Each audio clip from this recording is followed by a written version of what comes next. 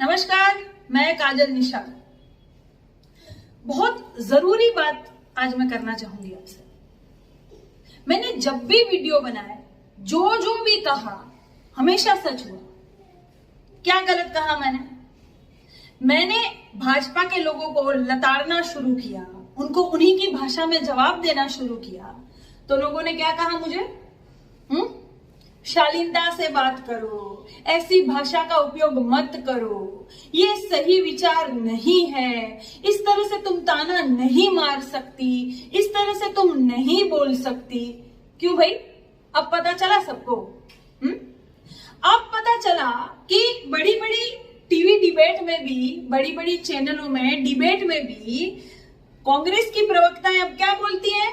भाजपा के लोगों को या भाजपा के प्रवक्ता को क्या बोलती है? नाली के कीड़े, गटर के कीड़े, जोकर, तुम्हारी औकात नहीं है, तोतले, बोलती है ना। अब बोलोगे तुम लोग कि ये शोभनीय भाषा नहीं है, शालीनता से बात करो? नहीं बोलोगे ना, क्योंकि तुम लोगों को पता है और सभी को पता है और सारी महिलाओं को पता है कि इनको इनकी भाषा में ही लताड़ा जाना चाहिए, इनको इनकी भाषा में ही जवाब देना चाहिए। ये सब उसी के लायक है। इनको तुम नमस्ते ट्राउन बोरा, ये सब जो मान सम्मान दोगे, ये उनके लायक नहीं है। ये सच में गटर के कीड़े, गोबर और सुअर। तुम्हारा देश बर्बाद कर रहा है कोई, तुम्हारे देश को कोई तोड़ रहा है, बांट रहा है, अपनी राजनीति रोटियां सेक रहा है, अपनी कुर्सी बचाने के लिए सबको बेरोजगार कर दिया, महिलाओं की सुरक्षा नहीं करेंगे, कहीं किसी का काम धंधा नहीं है, सब ठप पड़ा हुआ है, तुम्हें अस्पताल नहीं देंगे, तुम्हें वेंटिलेटर्स नहीं देंगे, तुम्हें ऑक्सीजन नहीं देंगे, तुम्हें दवाई नहीं देंगे, सारी चीजों में भर भर के टैक्स लगाएंगे, पीएम केयर अपना फंड भरेंगे तुम्हारे पैसे से। चारों तरफ लूट मची हुई है और उनको तुम मान सम्मान दोगे? इतनी मूर्ख तो मैं नहीं हूं और जनता भी नहीं है, जनता तो समझ चुकी है। ऐसे लोगों के साथ तुम शालीनता से बात करोगे? ये कहाँ का विचार है भाई? किसके बाप ने सिखाया ऐसा कि जो लोग तुम्हें मारे, पीटे, धमकाए, ऐसे लोगों से शालीनता से बात करो, मीठे मीठे बन के रहो, अच्छे बन के रहो। मैं बात करती हूँ मुकेश सहनी जी से, वीआईपी पार्टी के राष्ट्रीय अध्यक्ष जी। आप समाज के हितैषी बने हो, हितैषी बनकर आप उत्तर प्रदेश में आए, ठीक? बिहार में आपने कहा कि हम जो है निषादों को आरक्षण देंगे। वही लड़ाई थी आपकी और माननीय डॉक्टर संजय निषाद जी की, वही लड़ाई थी।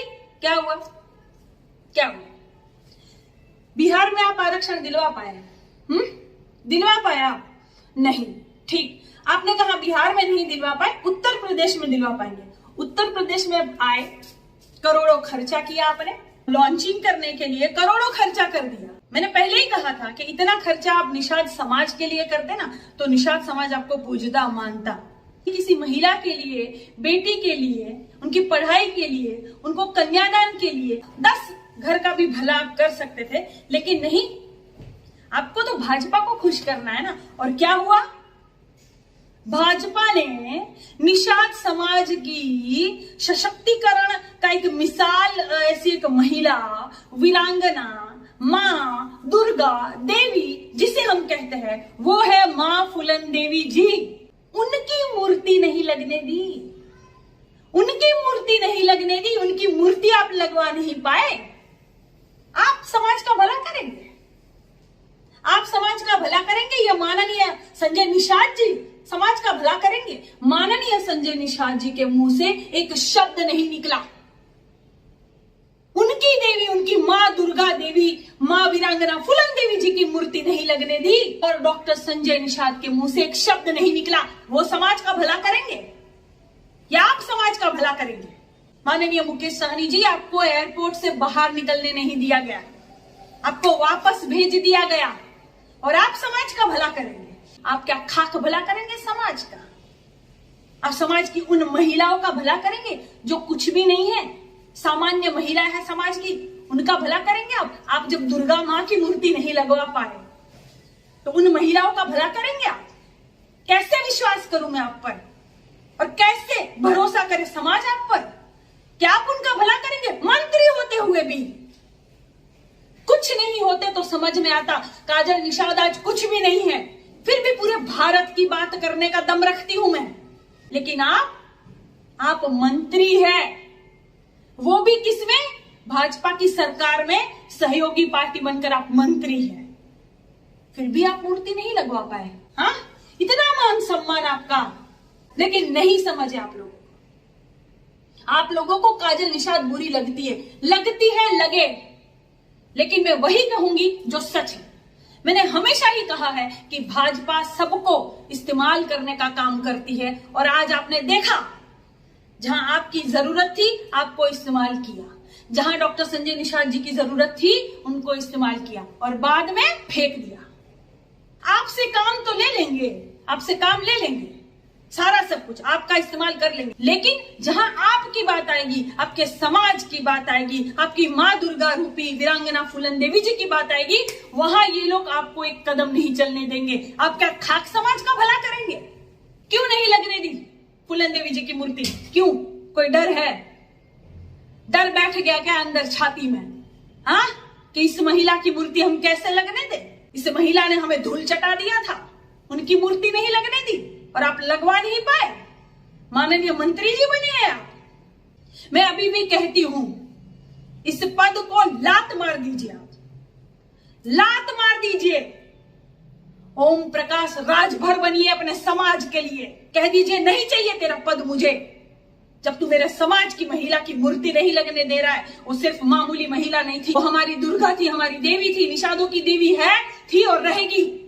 नहीं चाहिए तुम्हारा ऐसा पद। मेरा समाज मेरे लिए पहले है, मेरे लिए पार्टी या पद जरूरी नहीं है। नहीं कह सकते आप, नहीं कह सकते, लालच है मन में और समाज की बात करते हैं आप।